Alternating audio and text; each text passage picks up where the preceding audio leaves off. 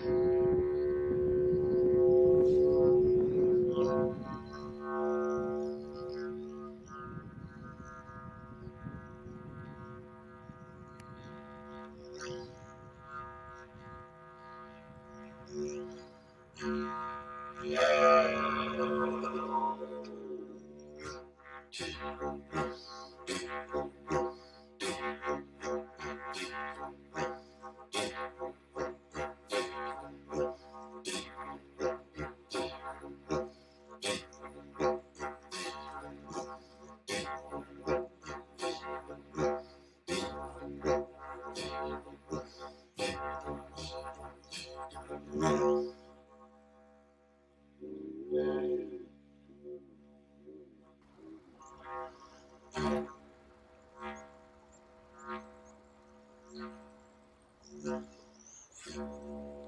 on.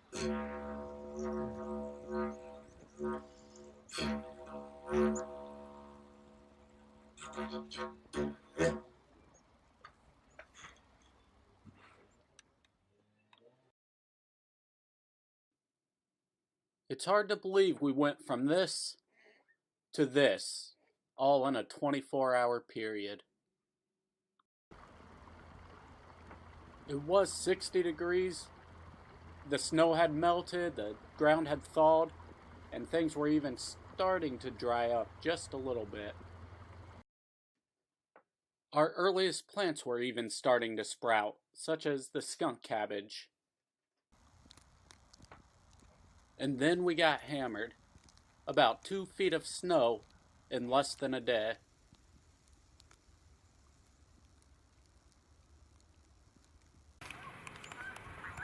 On the afternoon prior to the nor'easter, we did have about 300 snow geese fly through.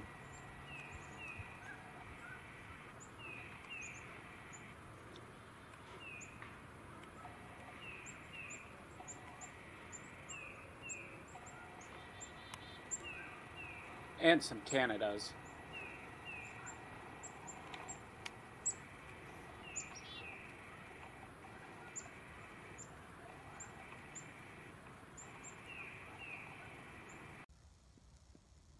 We started some spring projects this week.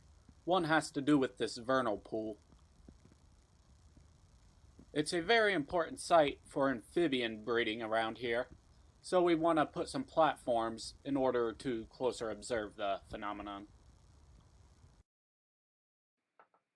So here's the platform, built out of wood that the beavers had chewed down. All we need now are the posts. But in the meantime, we also started another project. So every year we get geese coming here and having failed nests. So we're going to make a goose island right out there in the beaver pond. So how long have the geese been coming here? Oh, probably about 15 years.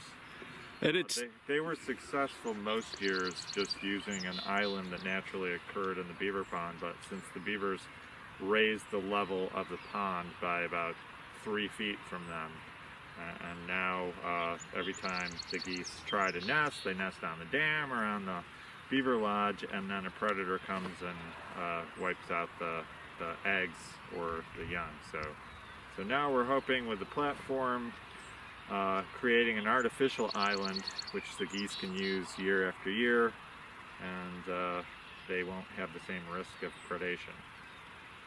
And hopefully it'll work. We'll see. We haven't done it before. Experimental. So the plan was build a tabletop sort of platform, nail it onto some posts in the water, and then put a ramp up the side. Then we would put substrate on top, such as mud and sticks, to make it more enticing to the geese. While collecting the mud, I found a great spot for mosses that I didn't know existed over here.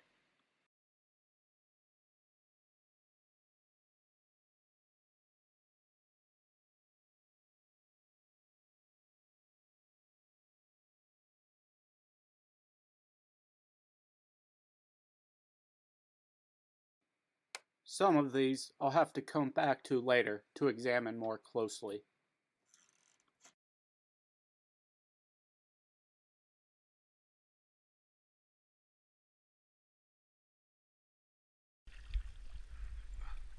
So anyway, we loaded up the boat and got to work. Working from a kayak isn't exactly the easiest thing, but we made some progress.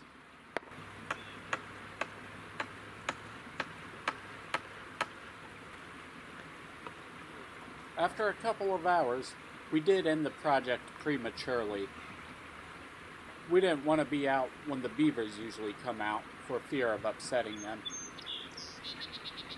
But we were close to finish. Just a couple minor adjustments on the ramp, and then add the substrate.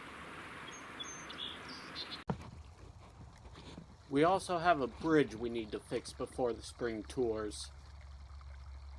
And it's worse than it looks. The bottom's rotted out, so it's not stable at all. Alright. Below the surface, there were a lot of cool mushrooms. Mostly turkey tails. Turkey tails are pretty common, but can be variable in shape and coloration. And underneath, you can see the basidia, where the reproductive spores are released. But we ran out of time before we finished, but got most of the bottom done. We placed the old boards back on top and put a warning flag where there's still a gap. And it still remains unfinished due to weather. March 1st seemed like spring. March 2nd was a winter wonderland again. And we had to revert back to winter mode, clearing trails for the animals, shaking off the snow from trees to prevent the branches from breaking in the trail.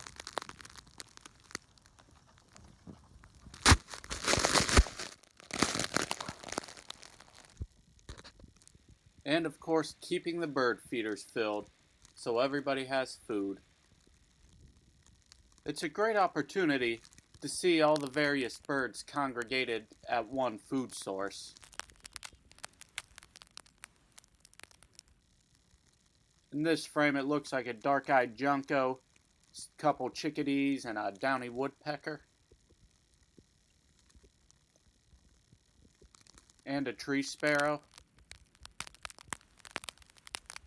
One unfortunate effect for these birds, though, is being condensed in such a small area means it makes hunting for predators, such as Cooper's hawks, much easier.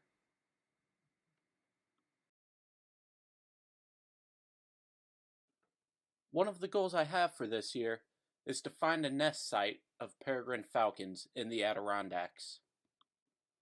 I would like the site to be within an hour of home, so I'm starting at Hautironda.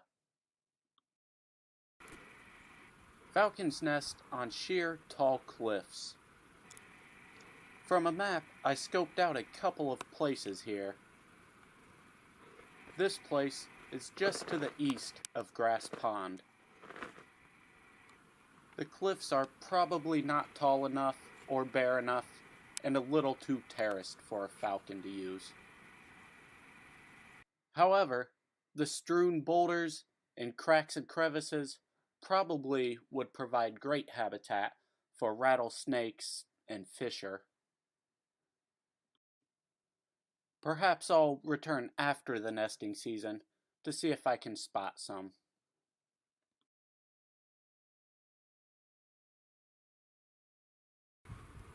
The summit of this turtleback did have a beautiful view.